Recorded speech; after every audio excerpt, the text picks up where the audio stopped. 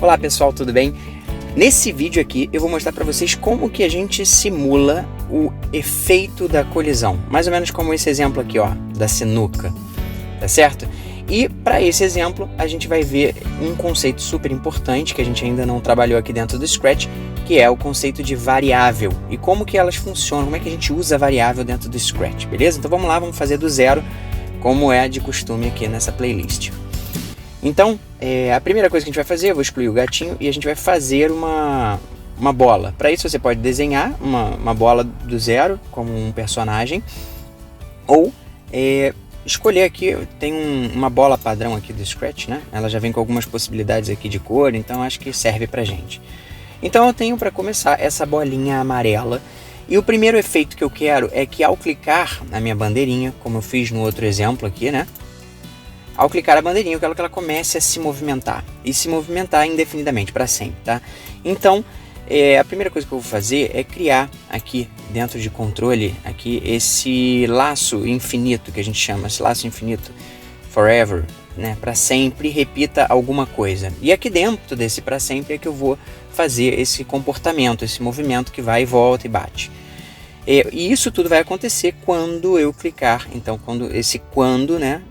Eu vou usar aqui os eventos e quando for clicada a bandeirinha eu quero que ele faça algo para sempre. Primeira coisa que eu quero é que ele vá para a direita. E aí no movimento existem várias possibilidades aqui, né? Você pode usar o mova, né? O vá para tal posição, vá para o x e y tal. Eu vou usar para esse exemplo aqui esse adicione tanto ao x e ao y. Então a gente vai usar o eixo cartesiano aqui.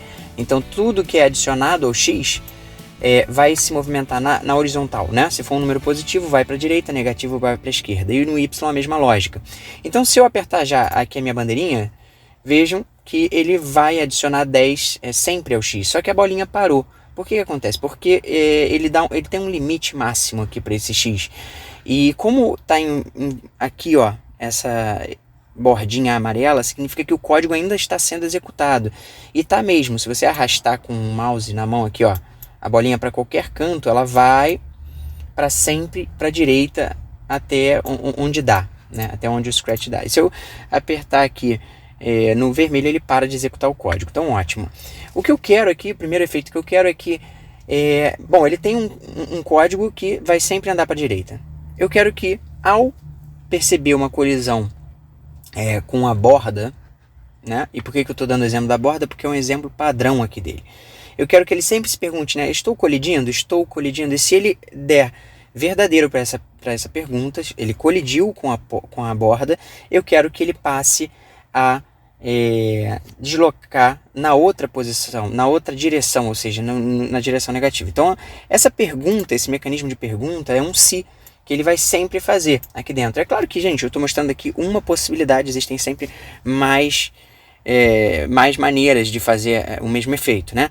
Então o que eu quero é ele adiciona 10 ao x e eu quero que ele se pergunte sempre aqui, ó, você está tocando em alguma coisa? E aqui nessa alguma coisa tem duas opções padrão aqui que já vai começar e tem essa opção da borda, né? Então eu quero que ele adicione 10 ao x e sempre se pergunte se tocando na borda, aí ao tocar na borda ele vai perceber e eu quero que ele faça algo. O que é esse algo? Eu quero que ele transforme esse 10 que ele está sempre somando em menos 10. Perceba o seguinte, então eu não quero que esse número seja sempre igual o que está adicionando aqui. Eu quero que ora ele seja 10, ora ele seja menos 10.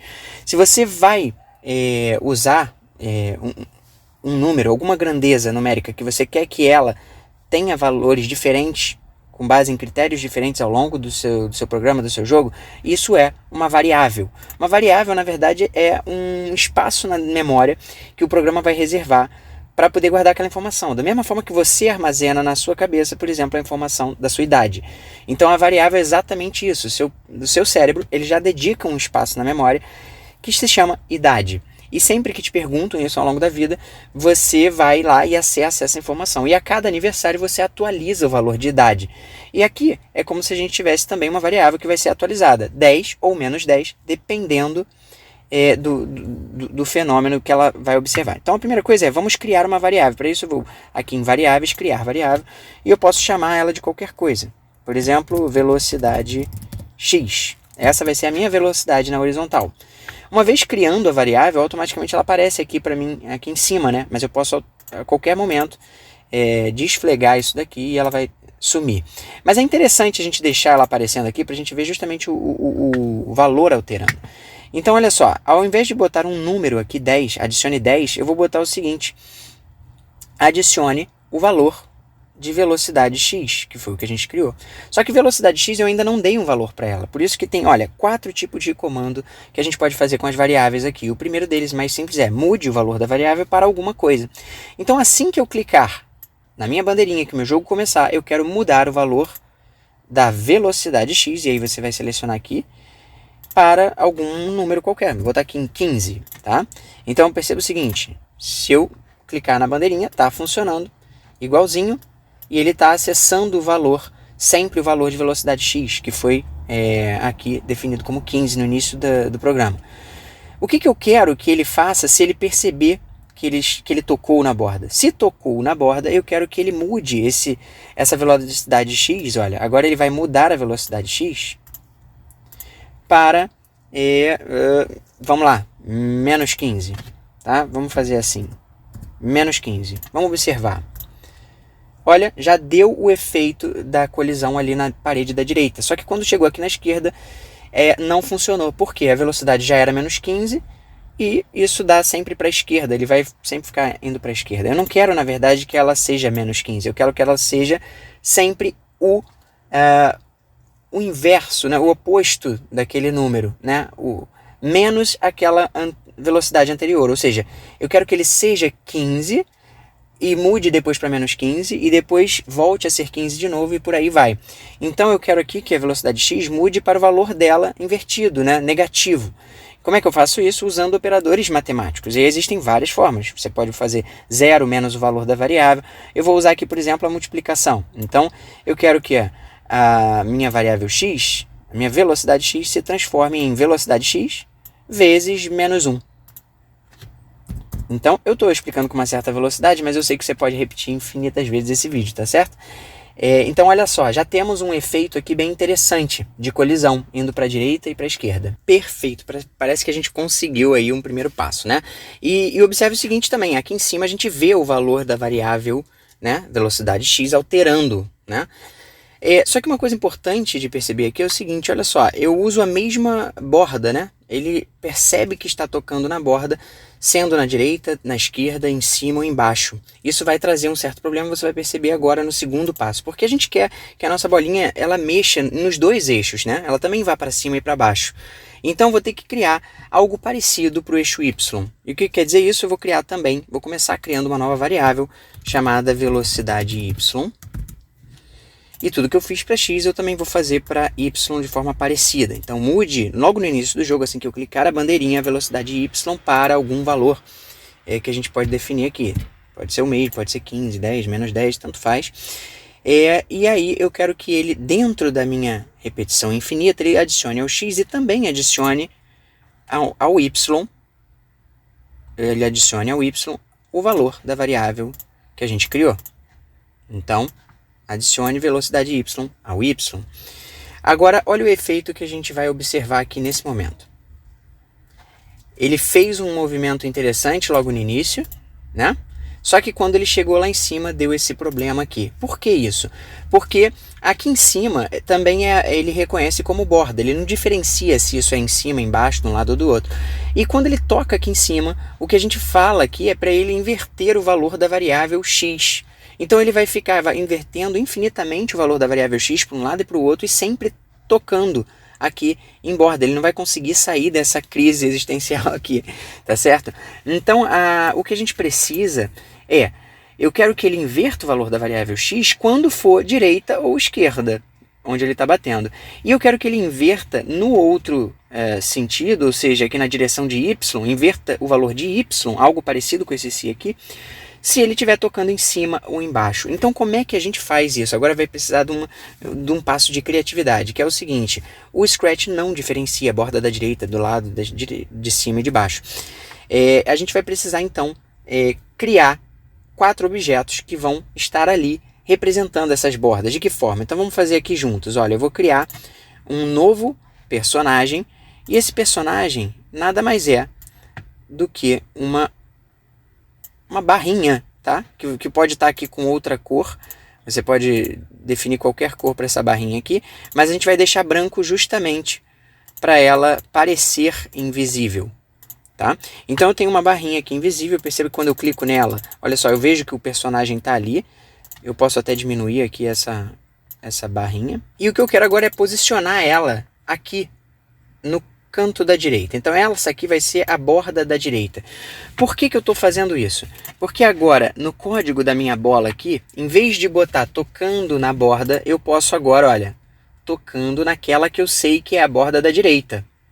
Então se eu fizer isso, olha, o meu jogo começa funcionando mais ou menos da mesma forma, né? E o que a gente vai fazer agora? Eu vou criar as outras bordas também. Eu posso duplicar simplesmente o que eu já criei antes, só vou mudar a posição dessas barrinhas. Vou botar agora aqui a barra da esquerda, vou duplicar para fazer a barra de cima. Aí presta atenção, né? A gente vai ter que mudar o desenho da barra é diferente. Perfeito, temos uma barra deitada, então agora é só questão de alinhar ela. Vou botar o X aqui como 0 e o Y como o máximo, que eu acho que é 240. Deixa eu ver se já tá bom aqui. Então já tá lá em cima, eu vou criar agora e duplicar. Vou fazer a mesma coisa de forma parecida aqui para a barrinha de baixo. Então agora eu sei que o meu ator 1 aqui, ou o sprite, o que tiver escrito aí, vai ser a minha borda da direita, o 2 a minha borda da esquerda, que não está no lugar certo, deixa eu botar aqui, minha borda da esquerda, o 3 a minha borda de cima e o 4 a minha borda de baixo. Está pronto, sabe por quê? Olha só, agora a gente só vai fazer um ajuste no código.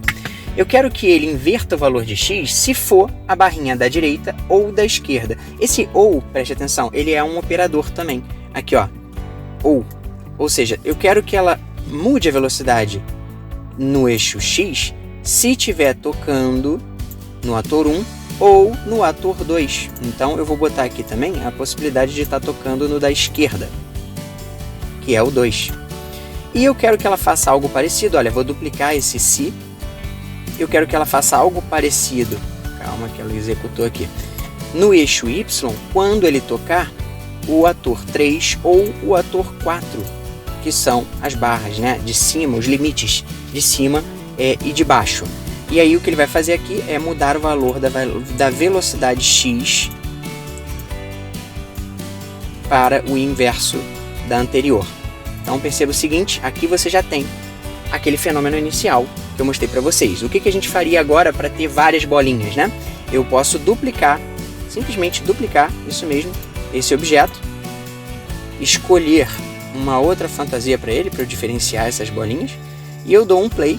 Quando você duplica o objeto, ele já tem o mesmo código, né?